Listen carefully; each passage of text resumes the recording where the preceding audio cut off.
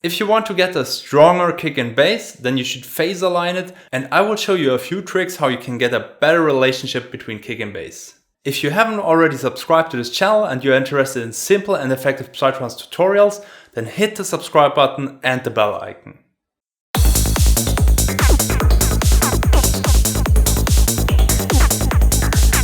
So let's look a little bit into this bass line I used in a track recently. It's in A. I want to show you quickly in context and in solo, then we will look a little bit into the bass line and then into the processing.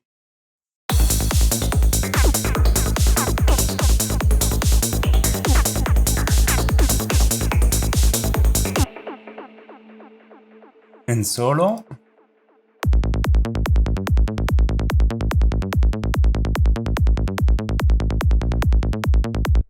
Okay, so first we will look a little bit at the patch. As you can see, I bounce the bass, but I always keep the patch. So this is an important thing I will come back later to. The bass is actually pretty simple. It's a bass sample. This is from Spirit Architect library. And the processing is like a normal bass processing. The bass processing, if you want to know more about the synthesis, the creation of the bass, then you can check that video, which I'll link up here in the corner, where I show you how to create a bass in ANA from a saw wave, but it's actually the same. So if you have the sample here or the saw wave, you have one envelope here for the amplitude, and you have one envelope here for the filter. Or actually here I'm controlling it with two envelopes, but it's doing the same thing. So basically it's both controlling that filter. This one is just for giving some extra pluck. And basically what you can see when the note is triggered, the filter is opened fully and then it goes down. And to find like a good bass, it's a lot of like nitty-gritty moving those buttons to a place where you get like a very, very clean bass line. And if you want to know more about this, then really check out my bassline tutorial on ANA 2. And the processing is also the same as I explained in this tutorial with ANA 2. And the shaper boxes are basically to cut where the kick is, the beginning of the kick, where no bass is playing. So if you have overlapping notes, and to give like a low cut where kick and bass comes together. But this we won't even use today. So, but if you want to know more about those, you find it in the ANA tutorial as well. And then I have an EQ here where I push the bass in certain areas to get it like more rounded and to give like a more powerful character to it. And then I have a compressor in the end to control the dynamics. But what I actually want to show you in this tutorial is how you go from here when you basically created a bass you like to a better bass here. So if we look into this bass here, I will quickly solo this together with the kick.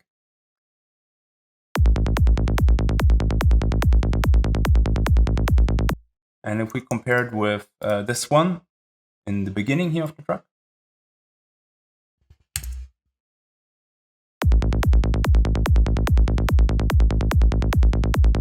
so that is what we will look a little bit deeper into. And now I explain you my workflow. So my workflow is that I create the bass to a level where I think it's really good in that channel here. And then I do various progressions with MIDI notes.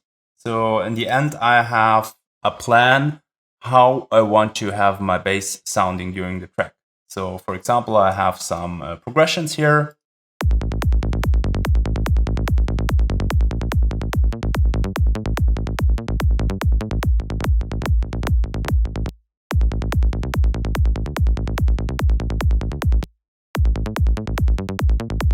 And I have some offbeat basses here and some kind of like more groovy ones for after the break.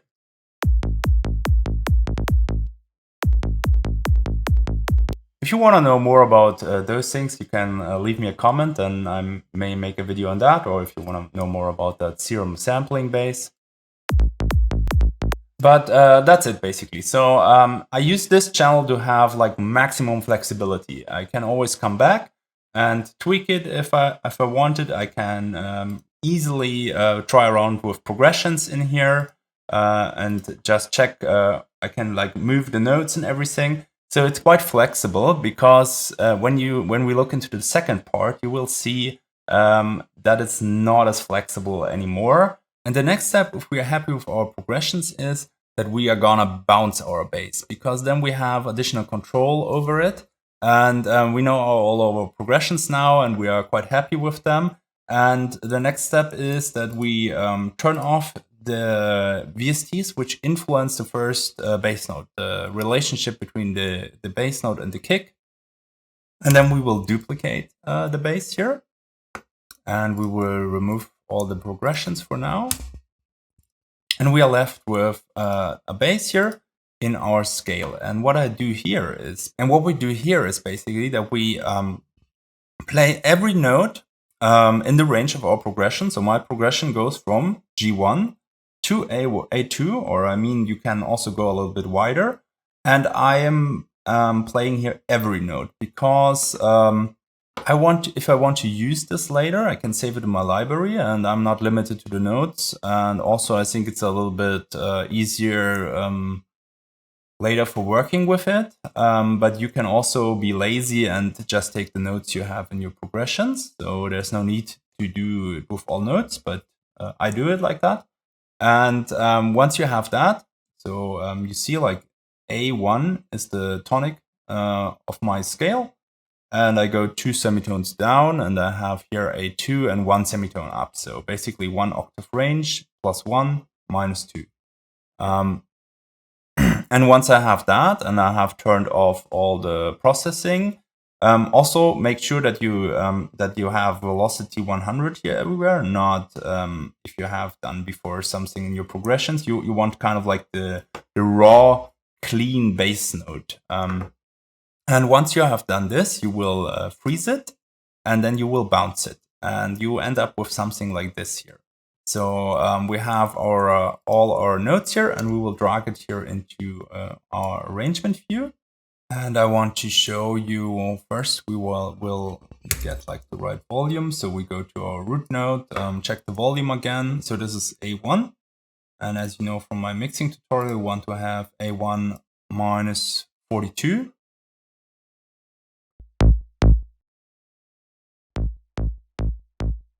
So now we have it in here in our kind of like arrangement view, and we have here the MIDI of our progression we want to reach with this sampled bass line. And the first thing which we'll do, and that's also a reason why bouncing in audio is really valuable, is that you can quite zoom in here, and you will notice that this bass, and you can see it better if you pull up the gain for a moment, that this bass is not like starting completely on time. So there's a little shift, and we can nudge this by holding shift here. We can nudge all these markers to have like a perfectly starting bass on each of those. I won't do it here because it's just taking a lot of time. And once you have done this, then you can with Command-Shift-U quantize it to 16ths. And you will notice that now, as we set the starting point, the bass is starting right here where we want to have it. And in the end, you just remove the gain again. And let's now assume that we have done this. So we will then take our consolidated samples. So you have nudged all of them, you have chopped them all like this, and you have named them all. And then you will arrange them in the same way like it's here.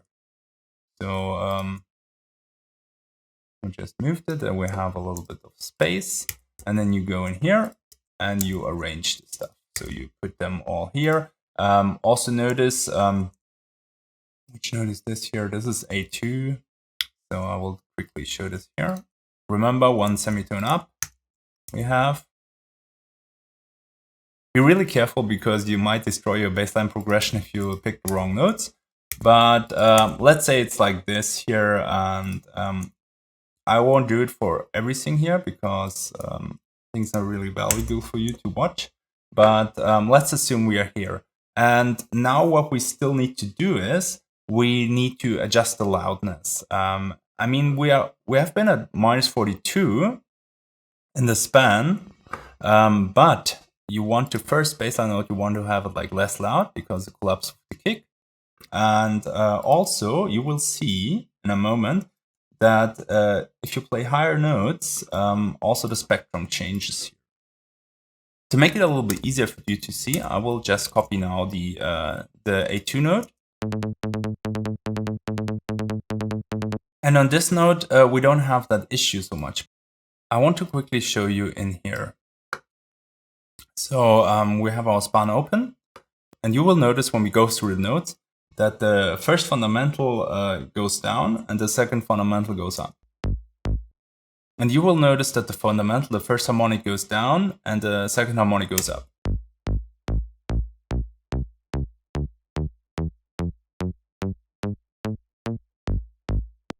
And sometimes you can end up with really loud notes. For example, we want to peak somewhere like -42. It's not a problem if you may be peaking with a higher note somewhere here, but you definitely want to go like here, and that can happen actually. And also it can collapse sometimes quite here. And if you're not really happy with the spectrum, you can also start EQing individual notes and then bounce them again, which I won't show here, but it's an option you really should consider if you want to have a very pro bassline.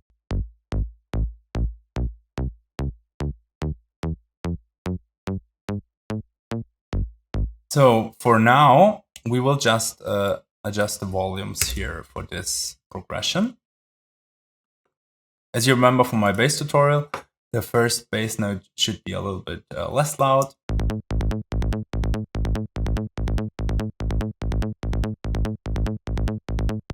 Maybe something like this, -2, -3. This one we will leave. And if you look at this one, I can copy it across that you see the spectrum better.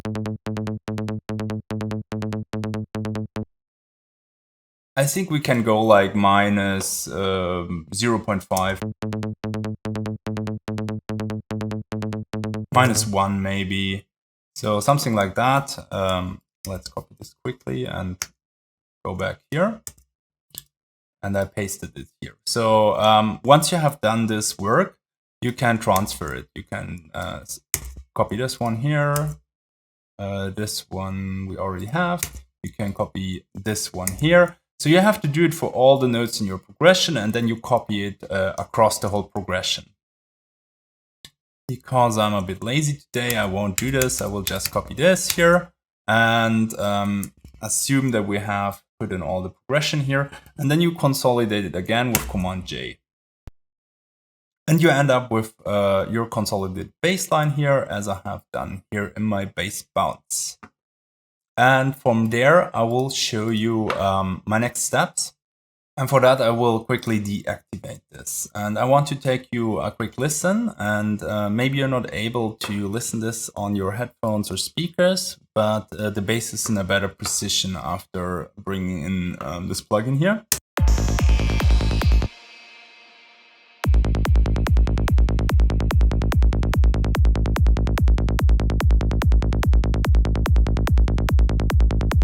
So it sounds a little bit more kind of like muddy and less powerful without, and a little bit stronger and more pushing with.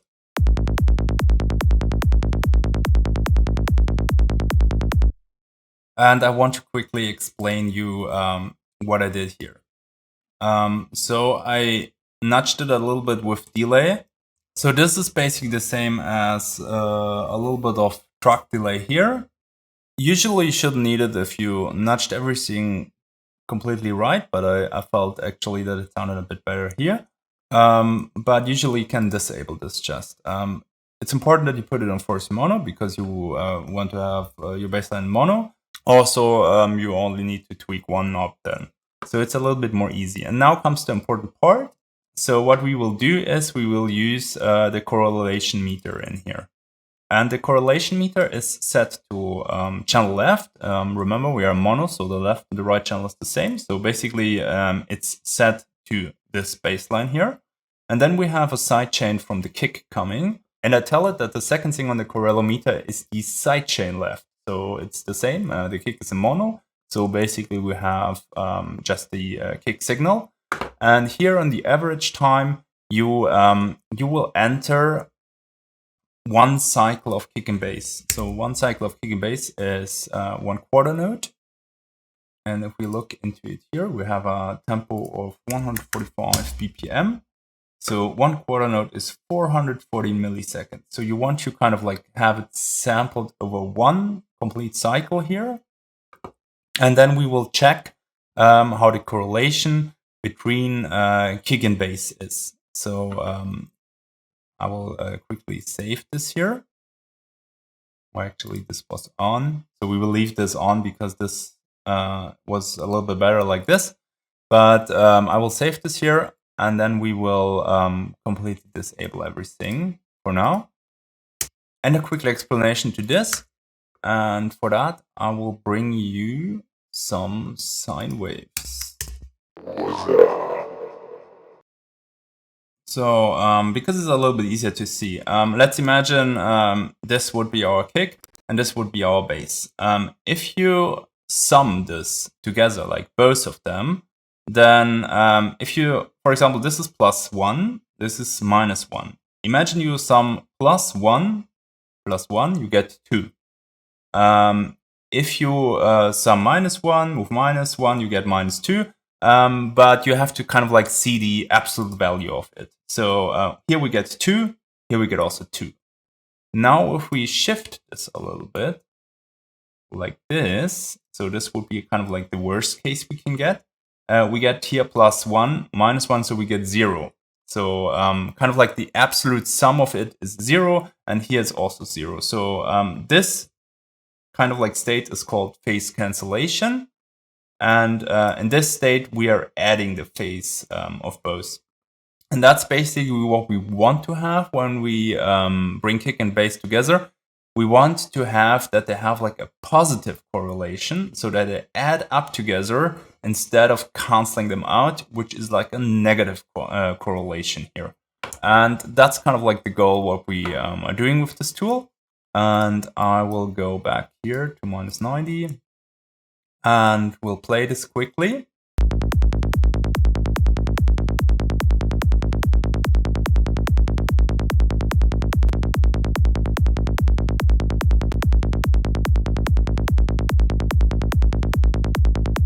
So first we bring this in a slot where it sounds good. And then in the next step, we will use the correlation meter here to check if the kick and the bass is aligned properly.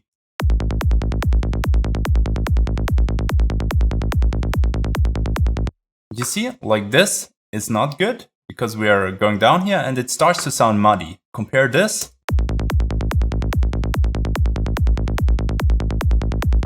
With this, for example. So this could be a good position. Sometimes you even need to flip the phase.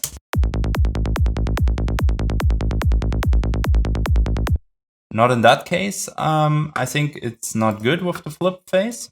But here was actually this time a little bit better in a different setting than I had.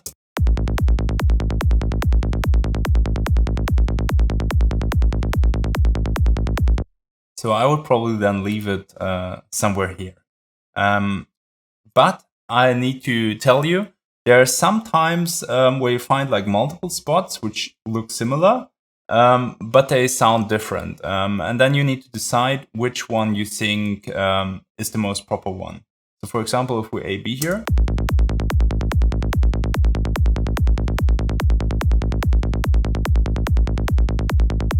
I would probably still choose the new one. But sometimes it's like that.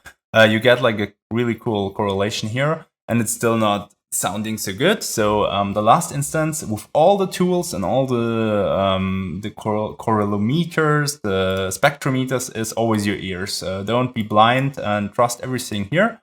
But it's a really helpful tool to get where you want. And if you do so, then basically you should end up with a kick and bass which has like a better relationship than before. And recently I'm only going with this, but there are other tools you can use as well. So for example, you can nudge the bass with an oscilloscope.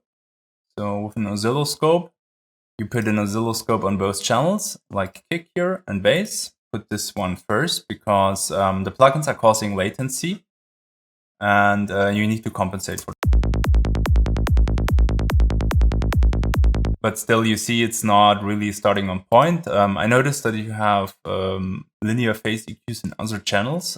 This can even still influence it.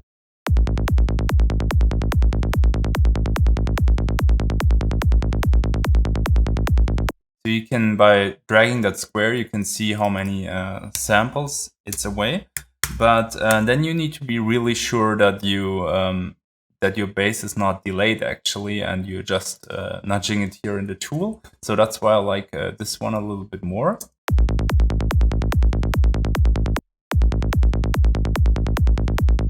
And once you have it, I always put the kick up here and the bass up here and quite different colors, because this makes it a little bit more easy, in my opinion, to see everything.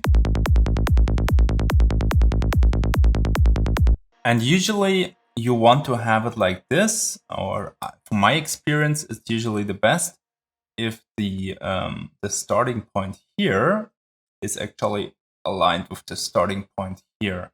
You need to experiment a bit, but you could also say like this and this is in phase if it's aligned here, but from my experience it's the other way around. So if you put it that it's kind of like starting with those here, then it's quite good aligned. If you don't have this tool or this tool, a lot of guys have the LFO tool. You can also put LFO tool in both channels.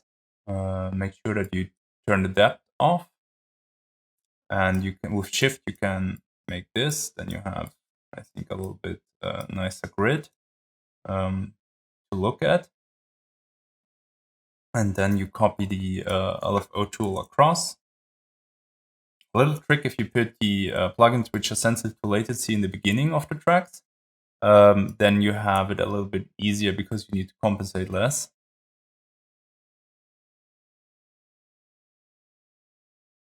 And then you can, if you have this tool, you can basically open both LFO tools and compare it like this, or you could put one LFO tool even in here, where you can see everything. So you can look where this is starting, and you can look kind of like where this goes together.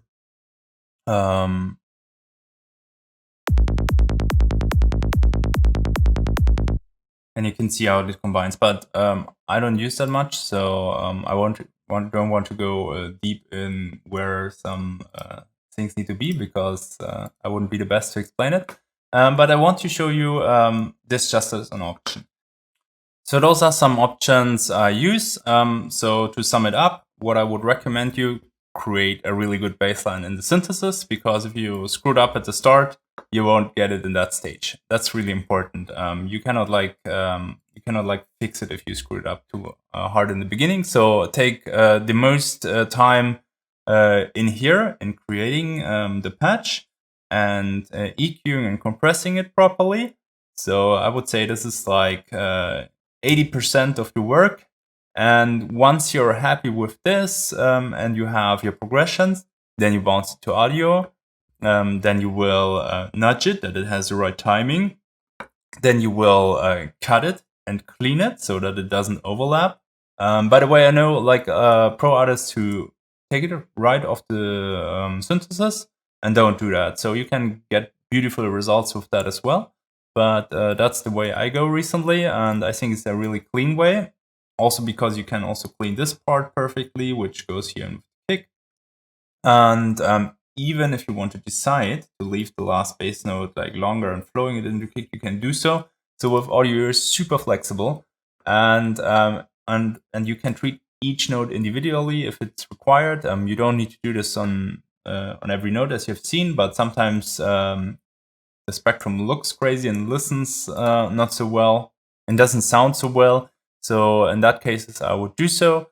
And in the end, then I check the phase again with the phase alignment. And there's one thing I noticed: if you bounce this again, then it sometimes changes the sound. So I would stick like this, that once you have done all the EQing and compression, then you put in this here, and then you don't touch it anymore. And if you want to touch it anymore, then turn this off, do some EQing, bounce it again, and then go back to the stage, so that you don't have like a lot of plugins here in the chain.